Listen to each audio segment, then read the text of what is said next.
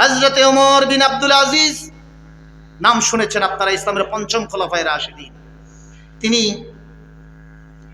যে রাষ্ট্রের কাজ করছেন, তখন তো বাতি ছিল তৈল দিয়া জ্বালাইতো, তৈলের বাতি দিয়া, ধরেন আমাদের দেশের মোমবাতি, এরকম বাতি দিয়া তিনি রাষ্ট্রের কাজ করছিলেন। এমন সময় ওনার স্ত্রী আসলো। স্ত্রী এসে পারিবারিক কথা শুরু করে দিল।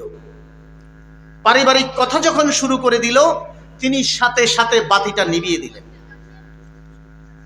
তিনি বাতি নিভাইয়া দিলেন। বাতি নিভাই দেওয়ার পরে ওনার স্ত্রী বলল, আমি আসি কথা বলা শুরু করলাম, আর আপনি বাতি নিভাইয়া রুমটাকে অন্ধকার করে দিলেন। বলল যে দেখো, এই কাজটা করতেছিলাম রাষ্ট্রের, বাতি জ্বলতেছিল রাষ্ট্রের, কথা ঠিক কিনা বলেন?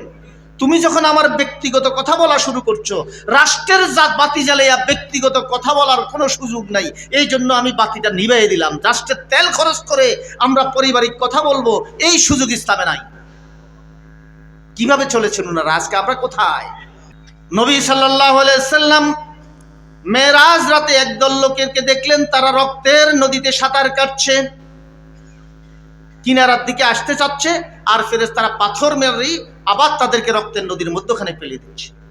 জিজ্ঞাসা করা হলো, এরা কারা? বলা হলো, এরা সুদখোর, দুনিয়ার জমিনে যারা সুদের কাজ কারবার করতো এরা। তাহলে এই সুদি কাজ কারবার আমাদের সমাজে আছে কিনা? নাই, আছে।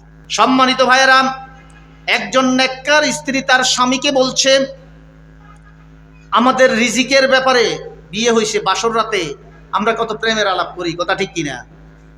স্ত্রীটা কেমন স্বামীকে বলছে, আমাকে বিয়ে করে এনেছেন, আপনি আমাকে খাওয়াবেন, এই দায়িত্ব আপনার।